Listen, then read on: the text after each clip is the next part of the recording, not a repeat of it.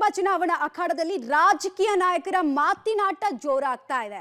ಅದರಲ್ಲೂ ಕೇಂದ್ರ ವರ್ಸಸ್ ರಾಜ್ಯ ಅನ್ನೋ ಪರಿಸ್ಥಿತಿ ಮತ್ತೆ ಶುರುವಾಗ್ತಾ ಇದೆ. ಸಿಎಂ ಸಿದ್ದರಾಮಯ್ಯ ಅವರು ಪ್ರಸ್ತಾಪ ಮಾಡಿರುವಂತಹ ಬರ ಪರಿಹಾರದ ವಿಚಾರ ರಾಜ್ಯ ರಾಜಕಾರಣದಲ್ಲಿ ಮಾತ್ರ ಅಲ್ಲ, ರಾಷ್ಟ್ರ ರಾಜಕಾರಣದಲ್ಲೂ ಕೋಲಾಹಲಕ್ಕೆ ಕಾರಣ ಆಗಿದೆ.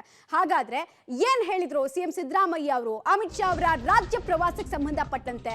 ಡೀಟೇಲ್ಸ್ ನೋಡ್ತಾ ಹೋಗೋಣ.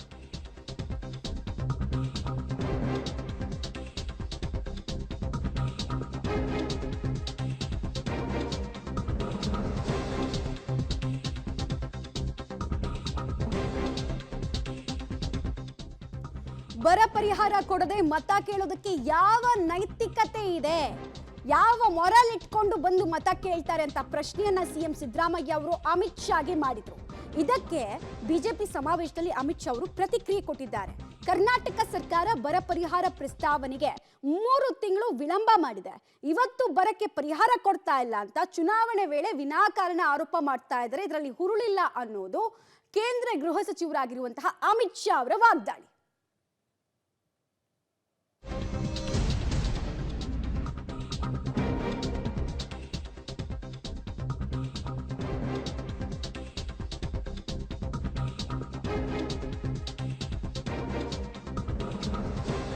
ಇವಿಷ್ಟೇ ಅಲ್ಲ, ಅಂಕಿ ಅಂಶಗಳನ್ನ ಕೂಡ ಕೊಟ್ಟಿದ್ದಾರೆ.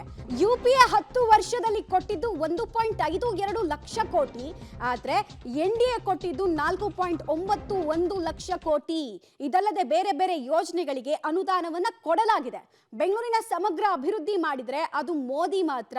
ಬಿಜೆಪಿ ಸಮಾವೇಶದಲ್ಲಿ ಕೇಂದ್ರ ಸಚಿವ ಅಮಿತ್ ಶಾ ಅವರು ಕೊಟ್ಟಿರುವಂತಹ ಸ್ಟೇಟ್ಮೆಂಟ್ ಬರ ಪರಿಹಾರದ ವಿಚಾರದ ಪಾಲಿಟಿಕ್ಸ್ ಜೋರಾಗ್ತಾ ಇದೆ. ಏಟು ಎದುರೇಟಿನ ಮಾತಿನ ಚಕಮಕಿಗೂ ಕೂಡ ಇದೇ ಬರ ಪರಿಹಾರದ ವಿಚಾರ ಸಾಕ್ಷಿ ಆಗ್ತಾ ಇದೆ.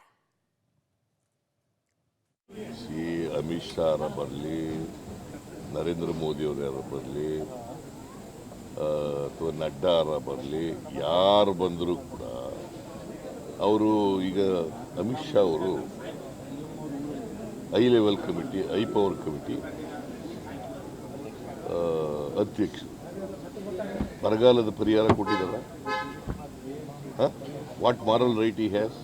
ವೋಟ್ ಕೇಳಕ್ಕೆ, ಕರ್ನಾಟಕದ ಜನರು ವೋಟ್ ಕೇಳಕ್ಕೆ ಯಾವ ಮಾರಲ್ ರೈಟ್ ಇದೆ? मनमोहन, किसी को कर्नाटक की जनता का ध्यान नहीं है. कर्नाटक में सूखा है. केंद्र सरकार को प्रस्ताव भेजते भेजते 3 महीना लेट कर दिया और आज सूखे की केंद्र सरकार की सहायता की दरखास्त चुनाव आयोग में पड़ी है. भाई और बहनों, इस पर पॉलिटिक्स करें. मैं उनको पूछने आया हूं, जब आपकी सरकार थी, यूपीए की सरकार थी, 10 साल तक यूपीए की सरकार चली, आपने कर्नाटक के लिए क्या करा? हिसाब देना चाहिए या नहीं देना चाहिए उनको? जोर से बोलो, देना चाहिए या नहीं देना चाहिए? मगर मैं हिसाब लेकर आया हूं, भले वो न दे. कर्नाटक की जनता को मैं बताना चाहता हूं, 10 साल तक यूपीए की सरकार चली. 10 साल में मनमोहन सरकार ने कर्नाटक को सिर्फ 1,42,000 करोड़ रुपया दिया था. कितना दिया था? 1,42,000 करोड़. और नरेंद्र मोदी जी ने कितना दिया? 4,91,000 करोड़. 3 गुना ज्यादा पैसा नरेंद्र मोदी जी ने. 25,000 करोड़ के इसके अलावे रोड बनाए. 75,000 करोड़ रुपया रेलवे में डाला और 11,000 करोड़ रुपया एयरवेज में डालने का काम किया. ये बेंगलुरु का सारा विकास अगर किसी ने किया है तो केवल और केवल नरेंद्र मोदी जी ने किया है और किसी ने नहीं किया है. किसी ಗಮನಿಸ್ತಾ ಇದ್ರೆ ಬಹಳ ಸೂಕ್ಷ್ಮವಾಗಿ ರಾಜ್ಯಕ್ಕೆ ಅನ್ಯಾಯ ಆಗಿದೆ ಅನ್ನೋ ಅಸ್ತ್ರವನ್ನ ಪ್ರಯೋಗ ಮಾಡ್ತಾ ಇದ್ದಾರೆ ಮೈತ್ರಿ ನಾಯಕರ ವಿರುದ್ಧ. ಪ್ರಮುಖವಾಗಿ ಸಿಎಂ ಸಿದ್ದರಾಮಯ್ಯ ಅವರು ಈ ಕಡೆ ಇದೇ ಅನ್ಯಾಯದ ಅಸ್ತ್ರದ ವಿರುದ್ಧ ಅಭಿವೃದ್ಧಿಯ ಅಸ್ತ್ರವನ್ನ ಪ್ರದರ್ಶನ ಮಾಡ್ತಾ ಇದ್ದಾರೆ. ಇವತ್ತಿನ ಸಭೆಯಲ್ಲಿ ಅಮಿತ್ ಶಾ ಅವರು ಡೀಟೇಲ್ಸ್ ಕೊಡ್ತಾರೆ. ನೇರ ಸಂಪರ್ಕದಲ್ಲಿ ಜಾಯಿನ್ ಆಗ್ತಾ ಇದ್ದಾರೆ ಮಸೂದ್, ಬಹಳ ಇಂಪಾರ್ಟೆಂಟ್ ಆಗಿ ರಾಜ್ಯಕ್ಕೆ ಅನ್ಯಾಯ ಆಗ್ತಾ ಇದೆ ಅಸ್ತ್ರವನ್ನ ಜಳಪಿಸಿದ್ರೆ ಸಿಎಂ ಸಿದ್ದರಾಮಯ್ಯ ಅವರು ಅದಕ್ಕೆ ಅಭಿವೃದ್ಧಿ ಅಸ್ತ್ರದ ಮೂಲಕ ತಿರುಗೇಟು ಕೊಡೋ ಕೆಲಸವನ್ನ ಅಮಿತ್ ಶಾ ಅವರು ಮಾಡ್ತಾ ಇದ್ದಾರೆ. ಸೊ ಎಲ್ಲಿಗೆ ಹೋಗಿ ಮುಟ್ಟುತ್ತೆ ಇದು ಅನ್ನೋದು ಪ್ರಶ್ನೆ. ಇನ್ನು ಯಾವೆಲ್ಲ ವಿಚಾರಗಳನ್ನ ನಿರೀಕ್ಷೆ ಮಾಡಬಹುದು ಹಾಗಾದ್ರೆ ಮುಂದಿನ ದಿನಗಳಲ್ಲಿ ಅನ್ನೋದು ಕೂಡ ಪ್ರಶ್ನೆ ಆಗಿ ಉಳಿತಾ ಇದೆ. ಮಮತಾ, ಬರ ಪರಿಹಾರ ಸಂಬಂಧಪಟ್ಟಂತೆ ಜಟಾಪಟಿ ಈಗ ಮುಂದುವರೆದಿರುವಂಥದ್ದು. ಅಮಿತ್ ಶಾ ಅವರೇ ಖುದ್ದಾಗಿ ಇದನ್ನು ಪ್ರಸ್ತಾಪ ಮಾಡಿದ್ದಾರೆ. ಕೇಂದ್ರದಿಂದ 18,000 ಕೋಟಿ ಬರ ಪರಿಹಾರವನ್ನು 5 ತಿಂಗಳ ಹಿಂದೆ 2-3 ಸಲ ಪ್ರಸ್ತಾವನೆ ಸಲ್ಲಿಕೆ ಮಾಡಿದ್ದೀವಿ ಅನ್ನುವಂಥದ್ದು ಕಾಂಗ್ರೆಸ್ ನಾಯಕರ ಹೇಳ್ತಾ ಇರುವಂಥ ಮಾತುಗಳು. ಜೊತೆಗೆ ಆ ಸಂಬಂಧಪಟ್ಟಂತೆ ಕೇಂದ್ರ ಬರ ಪರಿಹಾರ ಕೊಟ್ಟಿಲ್ಲ, 5 ತಿಂಗಳಾದರೂ ಕೂಡ ₹1 ಬರ ಪರಿಹಾರ ಕೊಟ್ಟಿಲ್ಲ ಅನ್ನುವಂಥದ್ದು ಮುಖ್ಯಮಂತ್ರಿ ಆದಿಯಾಗಿ ಸಂಬಂಧಪಟ್ಟ ಸಚಿವರು ಮೋದಿಯವ್ರನ್ನ ಭೇಟಿ ಮಾಡಿದ್ದಾರೆ. ಅಲ್ಲಿ ಸಂಬಂಧಪಟ್ಟ ಸಚಿವರನ್ನ ಭೇಟಿ ಮಾಡಿ ಮನವಿ ಮಾಡಿದ್ದಾರೆ. ಕೇಂದ್ರದ ಬರ ತಂಡ ಬಂದು ಆ ವರದಿ ಮಾಡ್ಕೊಂಡು ಹೋಗಿದೆ. ಇಷ್ಟಾದರೂ ಕೂಡ ಬರ ಪರಿಹಾರ ಕೊಡ್ತಾ ಇಲ್ಲ ಅನ್ನುವಂಥದ್ದು ಕಾಂಗ್ರೆಸ್ ಆರೋಪ. ಜೊತೆಗೆ ಈ ಚುನಾವಣೆಯಲ್ಲಿ ಅದನ್ನು ಕೂಡ ಒಂದು ರೀತಿಯಲ್ಲಿ ಪ್ರಚಾರದ ಮುಖ್ಯ ವಸ್ತುವಾಗಿ ಕಾಂಗ್ರೆಸ್ ಬಳಕೆ ಮಾಡ್ಕೊಳ್ತಾ ಇದೆ.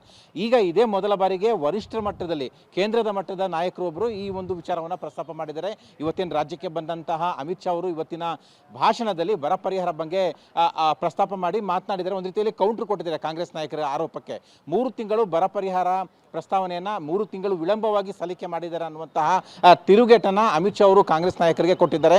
ಸದ್ಯ ಕರ್ನಾಟಕದಲ್ಲಿ ಬರ ಇದೆ, ಆದರೆ ಬರ ಪರಿಹಾರ ಪ್ರಸ್ತಾವನೆಯನ್ನು 3 ತಿಂಗಳು ವಿಳಂಬವಾಗಿ ಕೇಂದ್ರಕ್ಕೆ ಸಲ್ಲಿಕೆ ಮಾಡಿದ್ದಾರೆ ಅನ್ನುವಂಥ ಒಂದು ಕೌಂಟರನ್ನು ಕೊಟ್ಟಿದ್ದಾರೆ.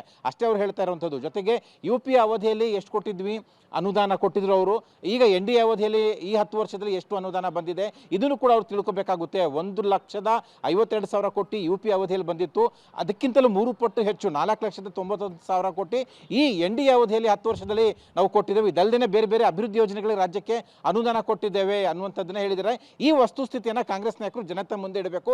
ಅದರ ಬದಲಾಗಿ ಚುನಾವಣೆ ಸಂದರ್ಭದಲ್ಲಿ ಬರ ಪರಿಹಾರ ಕೊಡ್ತಿಲ್ಲ ಅನ್ನುವಂಥ ಆರೋಪವನ್ನು ನಮ್ಮ ವಿರುದ್ಧ ಮಾಡ್ತಾ ಇದ್ದಾರೆ ಅನ್ನುವಂಥ ವಿಚಾರವನ್ನು ಹೇಳಿದರು. ಒಟ್ಟಾರೆಯಾಗಿ ಈ ಒಂದು ಜಟಾಪಟಿ ಏನಿದೆ ಇದನ್ನ ಮತ್ತೊಂದು ಹಂತಕ್ಕೆ ಅಮಿತ್ ಶಾ ಅವರು ತೆಗೆದುಕೊಂಡು ಹೋಗಿದ್ದಾರೆ. ಮಮತಾ, ರೈಟ್, ಧನ್ಯವಾದ ಮಸೂದ್ ತಮ್ಮೆಲ್ಲ ಮಾಹಿತಿಗಾಗಿ.